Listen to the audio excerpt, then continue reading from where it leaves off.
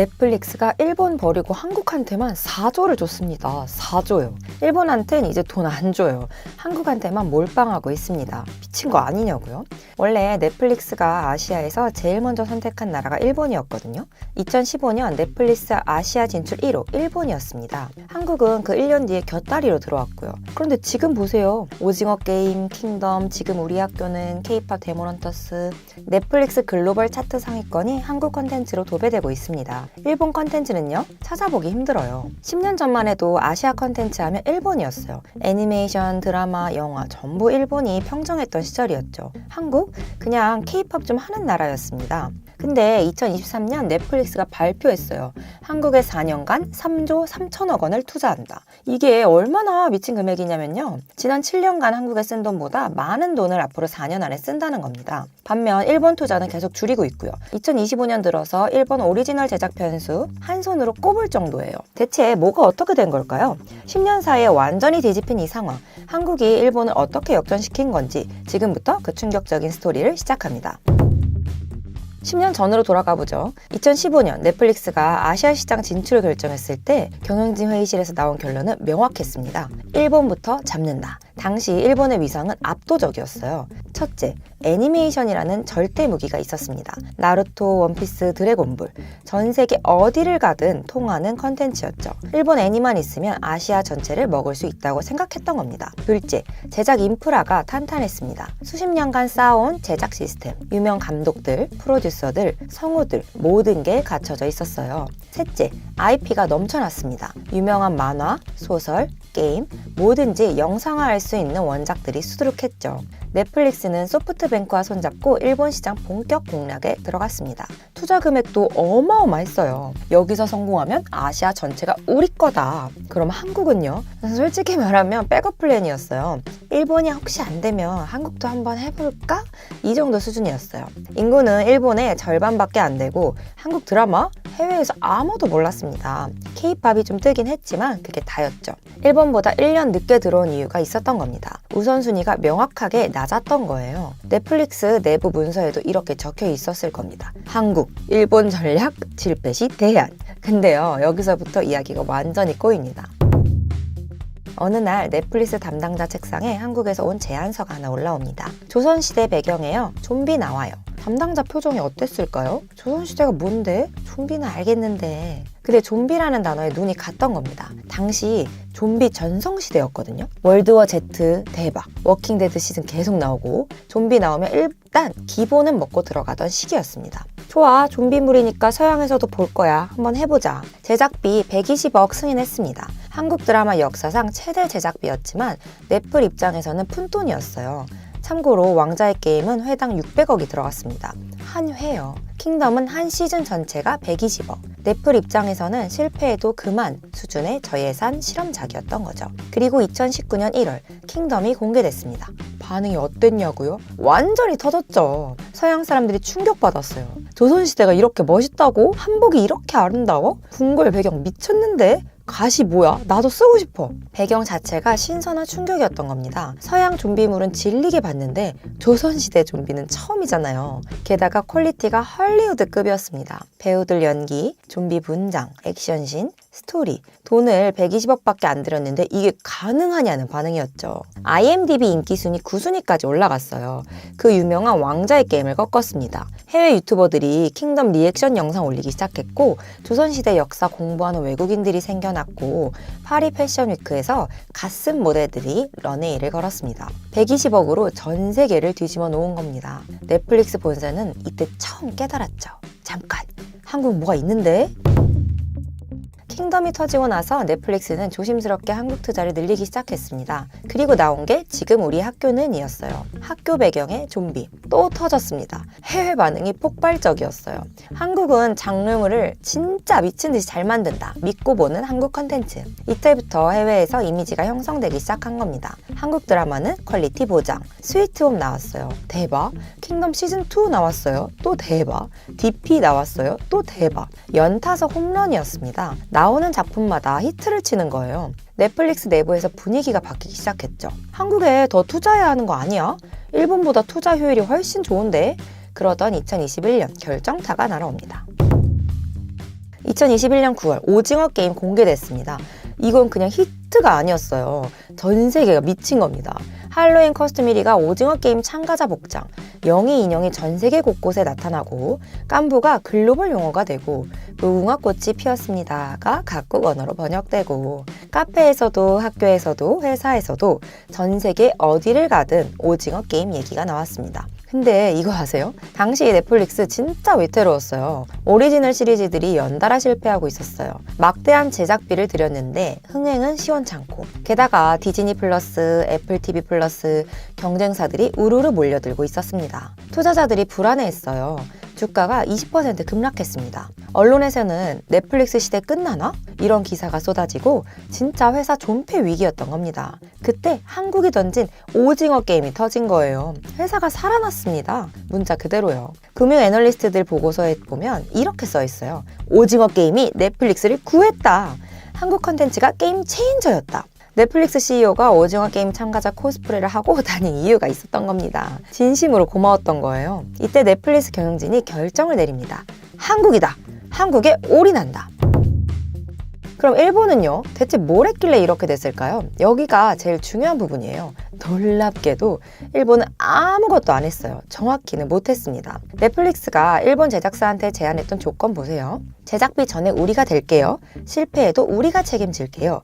창작의 자유 마음껏 누리세요. 대신 성공하면 우리가 독점할게요. 좋은 조건이잖아요. 리스크를 넷플이 다 지는데. 근데 일본 제작사들은 이걸 안 믿었어요. 미국 회사가 왜 저렇게 잘해줘? 뭔가 속셈 있는 거 아니야? 여기에 일본 특유의 문제가 있었어요. 일본 애니 업계는 방송국과 제작사가 수십 년간 엮여서 일해왔습니다. 끈끈한 관계망이 형성되어 있는 거죠. 그런 상황에서 갑자기 외국 회사랑 손잡으면요? 업계에선 배신자 취급받습니다. 넷플이랑 일하면 앞으로 우리랑 일 못해. 이런 압박이 들어오는 겁니다. 결국 일본 제작사들이 어떻게 했냐면요. 잘 될 것 같은 애니메이션은 일본 방송국을 주고 망할 것 같은 애니는 넷플릭스를 줬습니다. 알맹이는 다 일본이 가져가고 넷플한테는 쭉정이만 준 겁니다.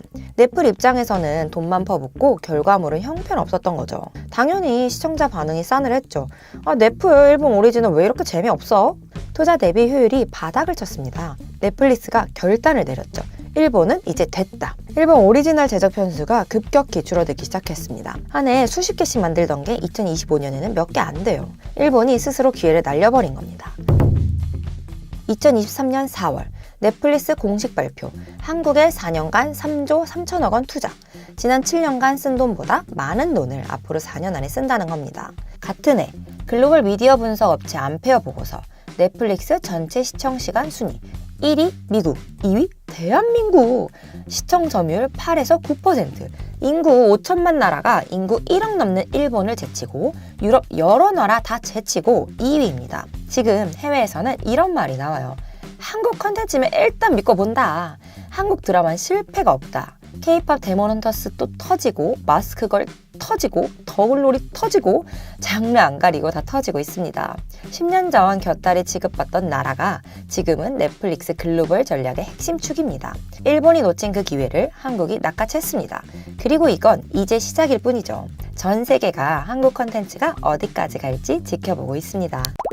중국이 미사일을 쐈어요. 타겟은 일본. 일본 어선 쫓아냈습니다. 외교 겁박했죠. 경제 목 조르기 시작했습니다. 근데 일본 반응 보세요. 말 한마디 없이 딱 하나만 잠갔어요. 그 결과 중국 반도체 공장들 지금 이 순간 멈출 위기입니다. 수조원 들여 지은 공장들이요? 한 달 안에 멈출 수도 있대요. 아니 중국이 미사일 쏘고 난리 쳤는데 어떻게 중국이 무릎 꿇을 수 있냐고요? 이게 진짜 경제 전쟁입니다. 미사일보다 무서운 게 뭔지, 군함보다 무서운 게 뭔지 지금부터 제대로 보여드리겠습니다. 그리고 마지막에 진짜 반전이 있어요. 이 개싸움에서 한국이 콩고물 챙기고 있거든요.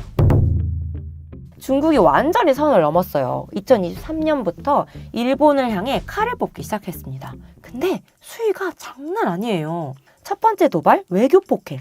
일본 총리가 한마디 했어요. 대만 유사시 우리도 개입할 수 있다. 중국 반응 폭발했습니다. 외교부가 일본 대사 불러다 놓고 당장 발언 철회해라 라고 윽박질렀어요. 이게 외교예요? 이건 거의 협박 수준이었어요. 두 번째 도발, 바다에서 힘자랑. 센카쿠 열도, 중국명은 다오위다오죠. 알죠? 중국, 일본이 서로 자기네 땅이라고 싸우는 곳.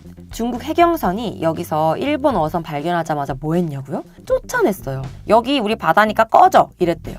일본 어민들 입장에서 조상 대대로 고기 잡던 곳인데 갑자기 중국 놈들이 와서 쫓아내는 거예요. 아, 빡치죠. 세 번째 도발 진짜 미쳤습니다. 자, 이제 진짜 나갑니다. 중국 민간 기업이 극초음속 미사일 YKJ-1000 시험 영상 공개했어요. 민간 기업이요? 미사일을요? 네, 그렇습니다. 중국에선 가능해요. 근데 문제는 영상 끝부분이었어요. 미사일이 날아간 방향에 일본이 있었습니다. 이게 무슨 의미냐고요? 야, 우리 이거 쏠 수 있어. 그리고 너네한테 날아갈 수 있어. 알아들었지? 완전 노골적인 위협이었던 겁니다. 민간 기업이 국가 승인 없이 극초음속 미사일 영상 공개한다고요? 말이 됩니까? 당연히 중국 정부 허락하에 나온 거죠. 이건 공식 위협이나 다름없었습니다. 네 번째 도발, 경제 목조르기. 후쿠시마 원전 오염수 방류 핑계대면서 일본 수산물 수입 전면 차단했어요. 식품 안전 때문에요? 타이밍을 보세요. 딱 갈등 고조되는 시점에 터졌습니다. 이게 식품 안전 문제입니까? 정치적 보복 맞습니다. 심지어 캐논도 도망갔어요. 일본 기업 캐논이 중국 광둥성 공장 문 닫았어요. 표면적으로는 프린터 시장이 안 좋아서 였지만 이 타이밍에요? 우연이라고 믿으시겠어요? 중국 시장에서 철수하기 시작한 거죠. 분위기가 심상치 않다는 신호였습니다. 중국의 계산. 중국은 이렇게 생각했을 거예요. 우린 경제 대국이야. 인구 14억이야. 군사력도 세. 일본 쫄았을 거야. 완전히 착각이었습니다. 근데 일본이 반격하는 방식을 보세요. 미사일 안 쐈어요. 군함 안 보냈어요. 외교 성명 별로 없었어요. 대신 딱 하나만 잠갔습니다. 포토레지스트라는 무기. 이게 뭐냐고요? 반도체 만들 때 회로 그리는 데 쓰는 핵심 소재입니다. 이거 없으면 반도체 못 만듭니다. 끝! 근데 이게 왜 무서우냐? 일본이 완전히 독점하고 있습니다. 글로벌 포토레지스트 시장의 70% 이상을 일본이 쥐고 있어요. 특히 첨단 EUV 공정용은 95% 이상입니다. 거의 독점이죠. 세계에서 일본 아니면 못 구합니다. 중국은 이걸 90% 이상 일본한테 받습니다. SMIC, CXMT, 중국 주요 반도체 기업들 들어보셨죠? 이 회사들이 첨단 포토 레지스트를 어디서 받냐고요? 일본에서 90% 이상 수입합니다. 자체 생산? 기술 수준이 안 돼요. 못 만들어요. 비축이 불가능합니다. 유효기간이 6개월에서 1년밖에 안 됩니다. 미리 쌓아놓을 수가 없어요. 계속 수입해야 돼요. 냉장고에 넣어둘 수도 없습니다. 성분이 병질되거든요. 대체제가 없습니다. 이거 아니면 못 만들어요. 다른 나라 제품? 수준이 안 돼요. 중국산? 더 안 됩니다. 일본산 아니면 게임 끝. 일본이 이걸 막자 중국 반도체 업계가 패닉에 빠졌습니다. 과거 사례가 있어요. 일본 공급이 단 몇 주만 끊겨도 SMIC 생산율이 20%나 떨어졌습니다. 이번엔 그것보다 훨씬 심각해요. 루머만 돌아도 한 달에 일부 웨이퍼 공장이 멈출 수도 있다는 이야기가 나왔습니다. 타이밍이 최악이었죠. 지금 중국이 뭐 하고 있었냐고요? HBM, AI 반도체로 시장을 뚫으려고 공장 증설하던 중이었어요. 설비 투자 수조 원 쏟아붓고 이제 우리도 한다 이러는 타이밍에 핵심 소재가 끊겼습니다. 이게 무슨 의미냐? 공장 멈추는 게 아니라 시장 진입 자체가 늦어지는 겁니다. 반도체 시장은 6개월만 늦어도 기회가 날아가요. 1년 늦으면 게임 끝이에요. 수조 원 들여 지은 공장들이 장식품이 될 수도 있다는 거죠.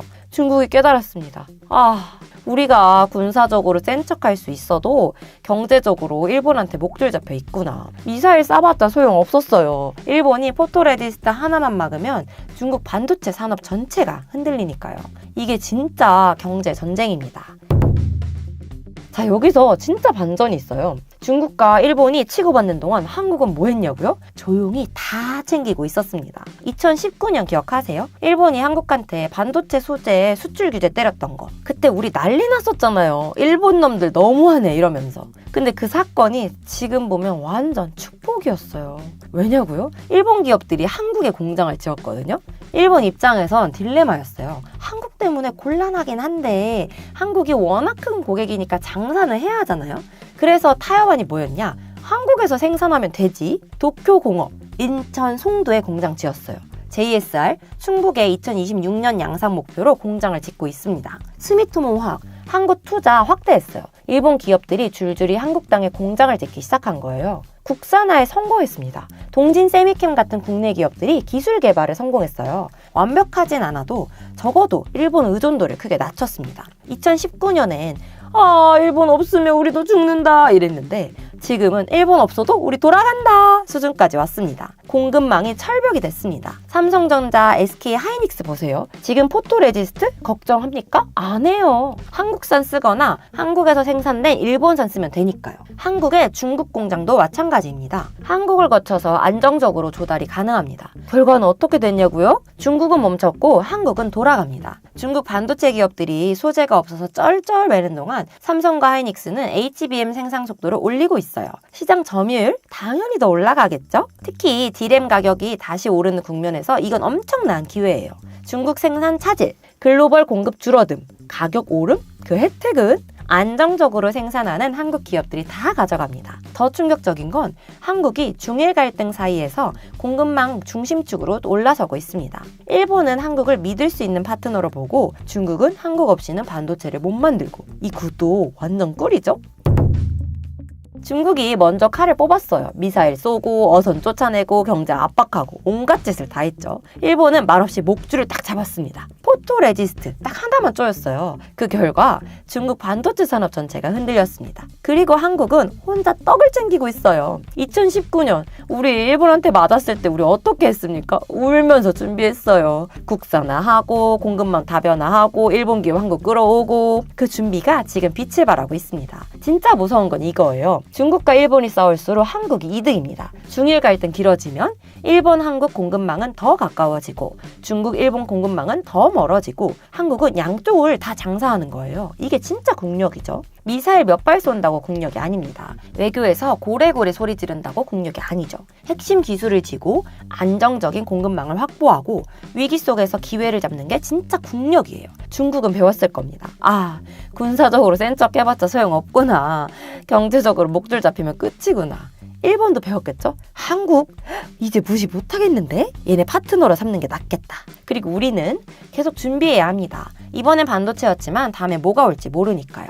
배터리, 2차 전지, 바이오, 뭐가 될지 몰라요. 하지만 한 가지는 확실합니다. 준비된 자만이 기회를 잡습니다. 그리고 지금 한국은 준비돼 있죠. 중국과 일본이 싸우는 동안 우리는 조용히 세계 반도체 시장의 최대 수혜자가 되고 있습니다. 이 개싸움의 승자는 중국도 일본도 아닙니다. 바로 우리 한국이죠. 아니, 이쯤이면 은퇴한 거 아니야? 사람들은 그렇게 말했습니다. 손흥민은 토트넘에서 유로파 우승을 하고 팀을 떠났고 그 뒤로 LAFC에서 새 시즌을 뛰었죠. 근데 미국에 가자마자 이렇게 말합니다. 난 우승하러 왔다. 유럽을 떠난 게 아니라 새로운 도전과 승리를 향해 다시 뛰는 사람이었습니다. 2025년 지금 손흥민의 위상은 거의 미쳐버렸다고 해도 과장이 아닙니다. 이 영상에서 그 이유를 정리합니다.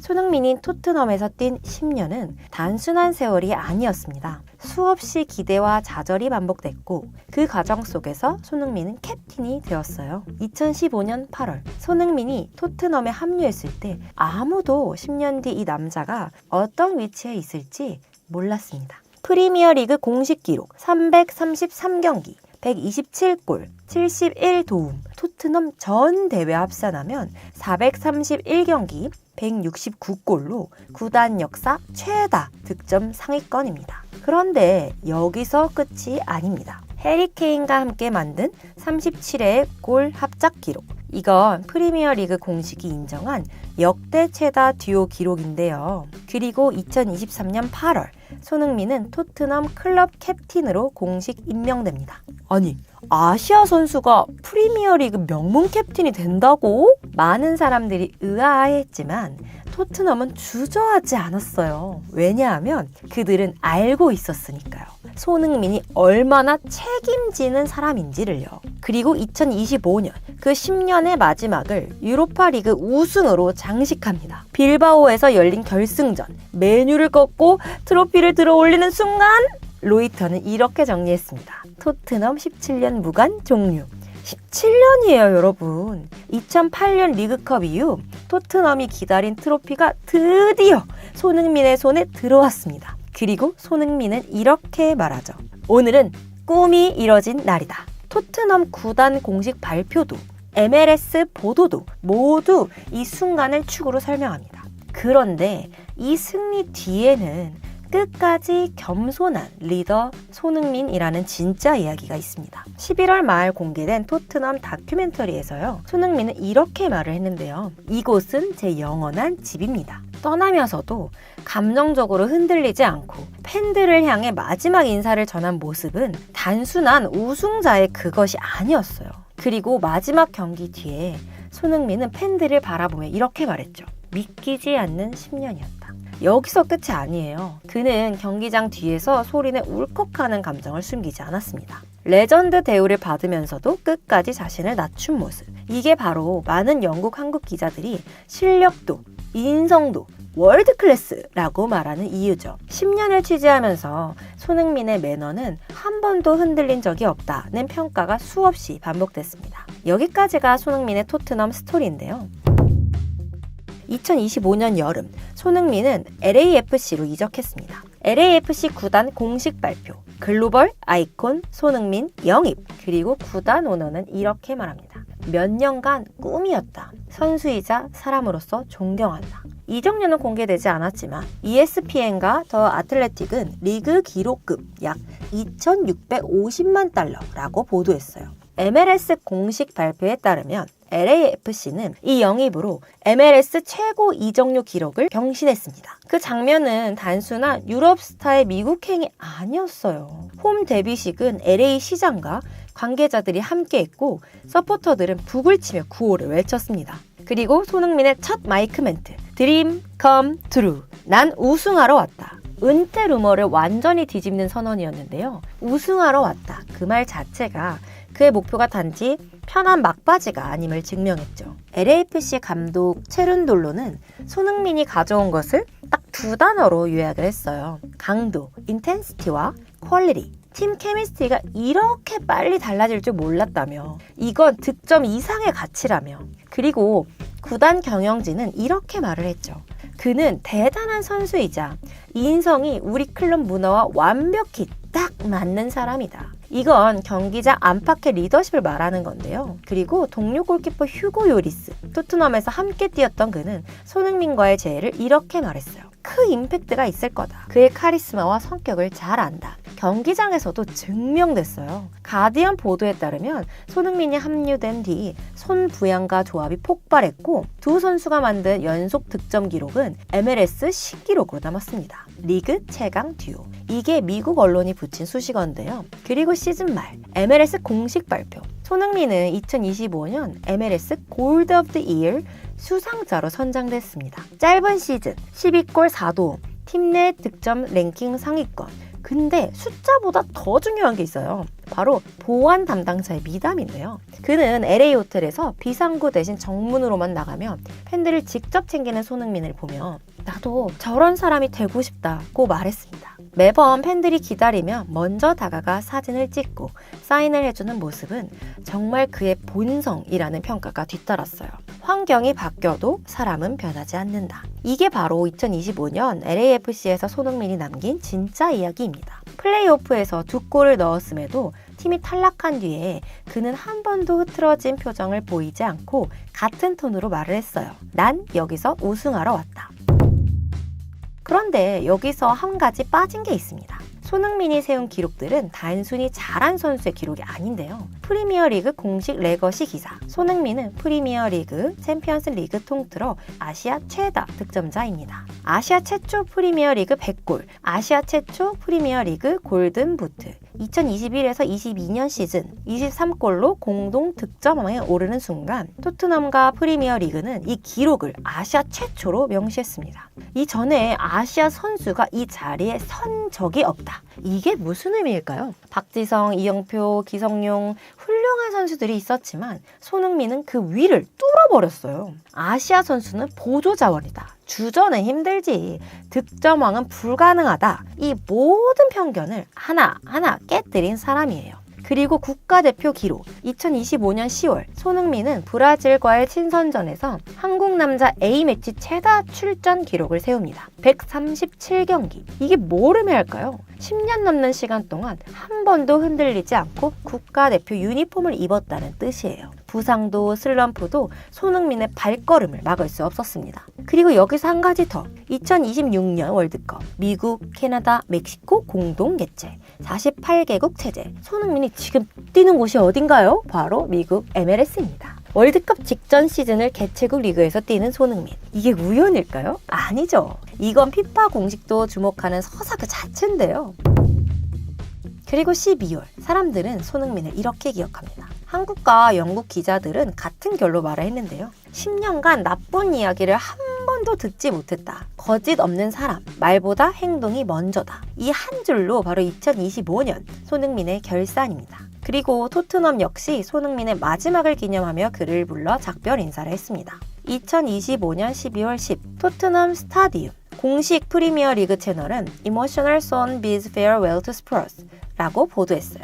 즉 감정적인 작별이란 표현인데요. 손흥민은 다시 팬들 앞에서 마이크를 잡고 말합니다. 토트넘에서의 10년은 정말 어메이징한 타임이었다. I will always part of Spurs family. 그리고 토트넘은 손흥민을 기리기 위한 벽화를 클럽 외벽에 직접 설치했고 그 디자인을 손흥민이 골라주었다고 합니다. 손흥민은 자기 자랑을 위한 그림을 고르지 않았어요. 팬들이 기억할 만한 장면을 같이 골랐죠. 이건 단순한 스타의 응답이 아닙니다. 바로 팬들과의 약속이죠. 그리고 토트넘 회장은 이렇게 말했습니다. 손흥민은 경기장 안팎에서 우리에게 정말 많은 것을 줬다. 언제든 돌아올 수 있는 사람이다. 이게 결론입니다. 손흥민은 단지 기록으로 레전드가 된 게 아니에요. 사람들이 그를 떠올릴 때 가장 먼저 느낀 감정이 이미 레전드급이었죠. 2025년 우리는 한 선수를 떠올립니다. 커리어를 전환했지만 사람들을 더 그를 선명하게 기억하죠.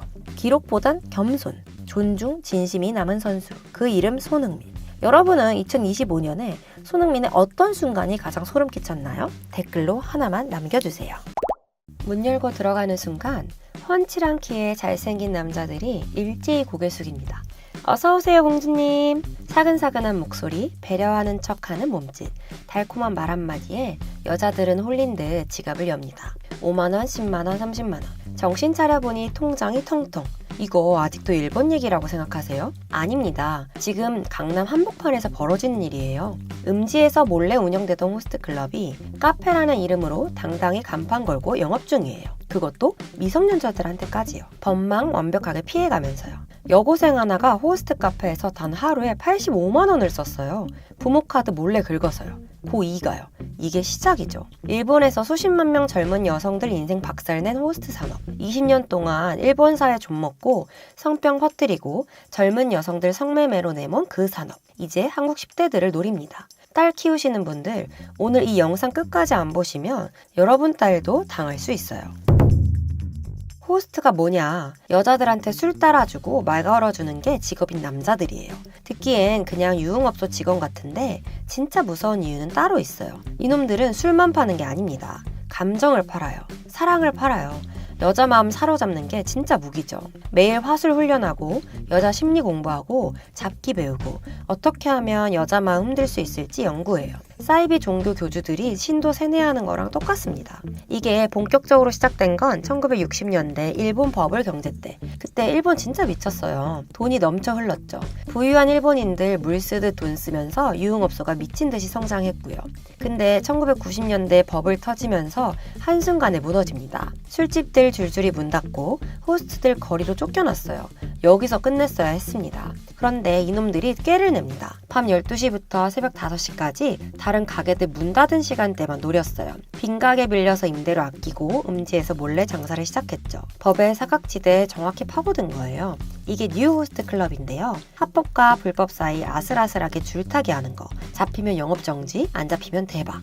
진짜 무서운 건 여기부터예요. 원래는 테이블 매상 100만엔 중에 호스트가 20만엔만 가져갔어요. 5분의 1. 근데 이걸 50%로 올렸어요. 매상 절반을 호스트가 가져가게 구조를 바꾼 겁니다. 그 순간부터 호스트들이 완전히 달라졌어요. 미친 듯이 달라붙기 시작했죠. 어떻게 하면 저 여자한테서 더 많이 뽑아낼까? 경쟁자도 미친 듯이 늘어났고요. 돈 냄새 맡고 때로 몰려든 거죠. 살아남으려면 뭐든 해야 했어요. 양심 버린 지 오래. 그래서 나온 게 샴페인 콜이에요. 누가 비싼 샴페인 주문하면 호스트 전원이 달려와서 환호합니다. 불 끄고 음악 틀고 샴페인 들고 줄 서서요. 우와 공주님 최고 사랑해요. 마치 연예인 된 것 같은 기분 만들어주는 거예요. 도파민 확 솟구치죠. 한 번 이 맛 보면 끝이에요. 중독됩니다. 다음에 또 그 기분 느끼고 싶어서 더 비싼 술 주문하게 되고요. 랭킹 시스템도 추가됐어요. 매달 매상 순위 매기고 1등한 호스트는 간판에 얼굴 크게 붙이고, 그럼 호스트들이 뭐라고 하겠어요? 아, 나 이번 달 1등 하고 싶은데 누나가 좀 더 써주면 안 돼? 프로듀스 101 아시죠? 딱 그거예요. 내가 좋아하는 연습생 데뷔시키고 싶어 돈 쓰는 것처럼 내가 좋아하는 호스트 1등 만들고 싶어서 돈 쓰는 거. 이 시기 잘 나가는 호스트들은 월 1억 벌었어요. 페라리 몰고 롤렉스 차고 명품 누르고 일본 예능 나와서 자랑했죠. 나도 원래 바닥이었는데 노력만 하면 누구나 가능해. 새빨간 거짓말이에요. 규모가 커지면서 진실이 드러났어요. 1억 버는 호스트는 딱 상위 1%뿐. 나머지 99%는 월세도 못 낼 정도로 쪼들렸죠. 그럼 이 99%는 어떻게 했냐? 약자를 찾았어요. 착취할 대상을 물색한 거죠. 타겟은 갓 20살이 된 어린애들. 왜 20살이냐? 세상 물정 모르고 사랑에 쉽게 빠지고 잘생긴 오빠한테 약하고 무엇보다 부모 돈이 있으니까요. 수법은 교묘해요. 채팅앱, 소개팅 앱으로 접근해요. 잘생긴 얼굴 올리고 프로필 그럴싸하게 꾸미고, 아, 너 진짜 특별해. 이렇게 끌린 적 처음이야. 우리 결혼하자. 카페 차려서 같이 살자. 20살짜리가 이런 말 들으면 어떻게 되겠어요? 홀딱 빠지죠. 연인관계 만들고 데이트하고 완전히 빠져나올 수 없게 만들어요. 그리고 호스트 클럽으로 데려갑니다. 내가 일하는 곳인데 한 번만 와봐. 처음에 몇만 원 써요. 오빠 응원하는 마음으로. 근데 점점 금액이 올라가요. 5만원, 10만원, 30만원. 누나, 나 이번 달 1등하면 보너스 300만원 받아. 그럼 우리 카페 바로 차릴 수 있어. 조금만 도와줘. 여자 입장에선 내가 사랑하는 남자 돕고 싶은 거예요. 몇십만 원이 몇백만 원이 됩니다. 통장 바닥나요. 돈이 없으면 여기서 진짜 지옥 시작인데요. 호스트 클럽이 직접 돈을 빌려줘요. 우리 카케라고 불러요. 사채업자랑 호스트 클럽이 손잡고 하는 조직적 범죄. 이자는 연 300에서 500%.